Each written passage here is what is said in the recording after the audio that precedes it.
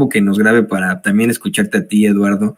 Esto que plantea Molay es muy, muy interesante, muy fuerte. Me quedo muchísimo con esta alegoría que hace sobre pues el cabrón del barrio, el bully del barrio, el barbaján del barrio que viola, mata y destruye.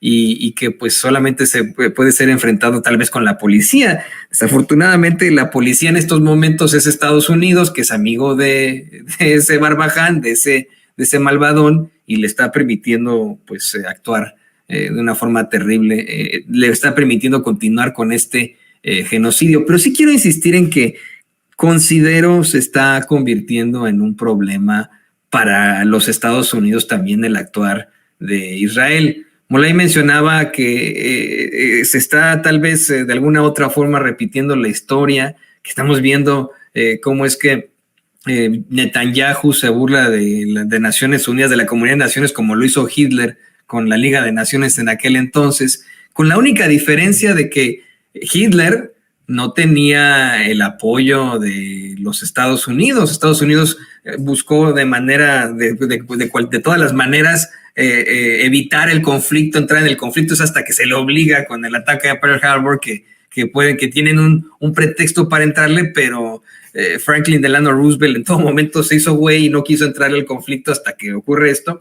Y en el caso de Inglaterra, de Reino Unido, que también apoya a Israel y en ese entonces no apoyaba a Hitler, también simple y sencillamente mandaron a su muy pasguatón primer ministro, que si no me equivoco se apellidaba Chamberlain, a que le hiciera la barba a Hitler, y en eso se quedó hasta que un 1 de septiembre de 1939, por cierto, 15 días antes de que se fundara el Partido Acción Nacional en México, Hitler invade Polonia y bueno, pues provoca una catástrofe mundial. ¿Qué opinas de esto, doctor? Bueno, sí, yo creo que los momentos coyunturales de la geopolítica o de la historia del mundo sirven para depurar cosas y también nos comprometen, ¿no? O sea, es muy, muy doloroso lo de Palestina, lo venimos diciendo desde octubre del año pasado, y retomo algo que decía Kort hace un momento, que los pueblos oprimidos o colonizados incluso se les niega el derecho a hacer su propia historia, ¿no? Entonces, en efecto, coincido con Kort, esto no comenzó el 7 de octubre del 2023. Ahí, por ejemplo, uno de nuestros compromisos sería hacer historia, revisar la historia, no solo del pueblo palestino o de cómo le fue arrebatado su territorio, sino la historia en general de nuestras sociedades, de nuestros pueblos, del colonialismo, ¿no? Yo particularmente recomiendo este libro de este excelente autor palestino, Ghassan Kanafani. Es pues no solo un excelente novelista, sino también, él fue asesinado por el Mossad. Volaron su coche en 1973, le pusieron una bomba en su auto, iba con una sobrina y voló en pedazos. Escritor, excelente novelista. Kanafani nos cuenta la historia novelada desde 1948 hasta los años 60, ¿no? Principios de los años 70. Kanafani era también un activista político, ¿no? Simpatizante del marxismo, del comunismo, y si uno leyera a Kanafani se daría cuenta de muchas cosas, ¿no? Por ejemplo, Estados Unidos está metido hasta el tuétano en este conflicto. En 1993, finales del 93, hubo un esbozo de pacificación en Gaza a través de un intermediario que fue Bill Clinton en ese momento. Se logró sentar en la Casa Blanca en septiembre del 93. Se sentaron ahí representantes de Israel y representantes de la OLP en ese momento, principalmente Yasser Arafat, y habían llegado a un acuerdo para pacificar de inmediato la zona, que implicaba también el retiro de Israel de algunos campamentos y de algunas ciudades. Ese acuerdo obviamente no implicaba el reconocimiento del Estado palestino, pero sí implicaba una autonomía para decisiones propias del pueblo palestino en el sector salud, turismo, en recursos energéticos, en educación. creación de hospitales, en fin. Claro, no era lo que deseaba los grupos extremistas en Palestina, pero era un gran avance lograr la autonomía. Se firmaron los acuerdos de Oslo, creo. Esto tenía que empezar a operar en 1994, es decir, al año siguiente, y hasta el 98, es decir, daban 4 años para que poco a poco Israel fuera retirándose de territorios ocupados en Cisjordania, en Gaza y en Rafah incluso, ¿no? Sin embargo, los grupos extremistas de ambos bandos lo impidieron, ¿no? Y Bill Clinton no movió un dedo para evitarlo. Hamás justamente no tenía ni vela en el entierro en este momento. Hamás adquiere fuerza hasta el 2006, que gana electoralmente.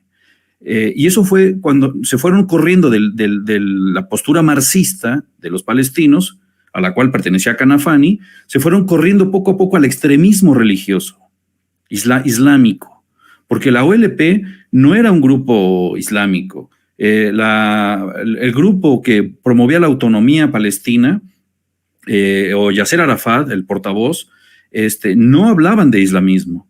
Bueno, a Israel le beneficia que llegue al poder un grupo como Hamás, ¿no? Que quiere decir fervor, ¿no?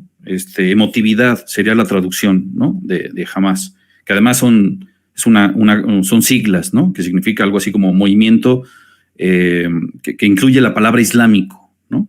Entonces, de un lado tenemos a los sionistas, que son unos extremistas religiosos que, como bien decía Molay hace un momento, creen, o sea, es una alienación total, ¿no? Ahí se reafirma lo que decía Marx de la religión como opio del pueblo. Creen que son el pueblo elegido de Dios y que todos los que no somos israelitas, todos los que no somos judíos, todos los que no somos los elegidos de Dios, tenemos que servirles a ellos. No solo los palestinos, sino cualquier parte del planeta, tenemos que servirles para que ellos cumplan su misión divina que Dios les encomendó. Es de locos, de fanáticos, ¿no? Por eso es que esto no solo se explica desde un punto de vista económico o político. Detrás hay esta ideología extremista, tanto de los sionistas como de Hamás, que terminó sirviéndole a los israelitas. O sea, a Israel le beneficia a Hamás porque tiene el pretexto para entrar y bombardear y nunca retirar sus tropas de los campamentos. Entonces, si de algo sirven las coyunturas, pienso en lo que fue la pandemia, por ejemplo, que nos hizo reflexionar sobre la desigualdad. Hoy mismo también Andrés Manuel, hablando justamente de Palestina en la mañanera y de la ineficacia y de la inmovilidad de la ONU, recordó el tiempo de la pandemia. Dice Andrés Manuel, bueno, nosotros hicimos una propuesta para que ningún país se quedara sin vacunas, para que los países más ricos aportaran una cantidad lo suficientemente necesaria para que nadie se quedara sin vacunas. Lo firmaron todos muy de acuerdo y a la mera hora no lo hicieron. A la mera hora las potencias que pactaron con unos laboratorios eran las que decían quién sí y quién no tenían vacunas.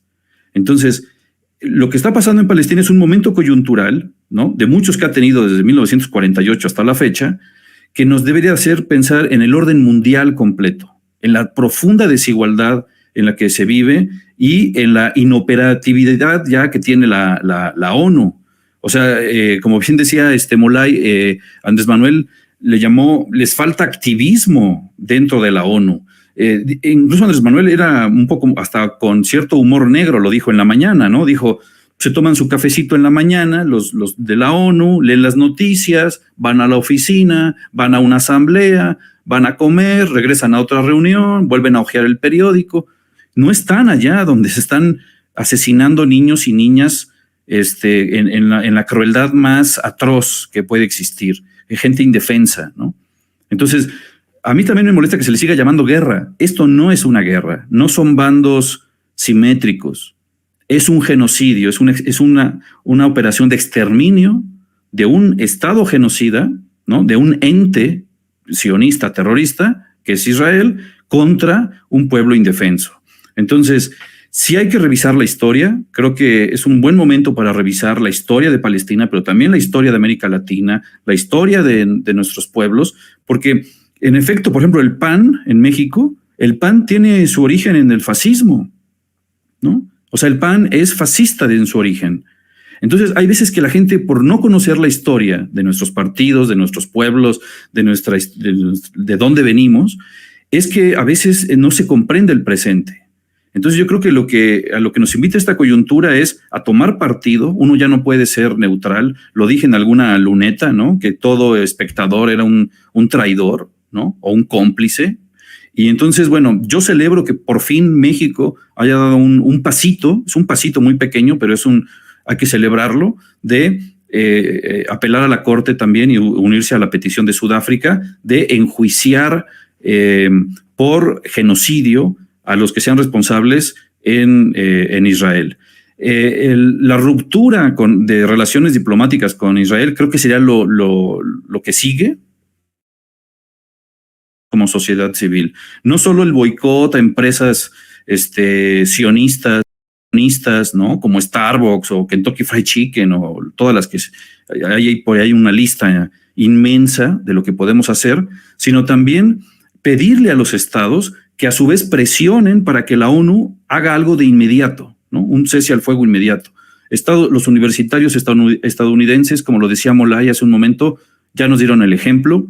Hoy estaba yo viendo imágenes en París, en Francia, cerrando carreteras, desquiciando a la policía francesa que ni siquiera pudo reprimirlos, ¿no? Estrategias de ese tipo.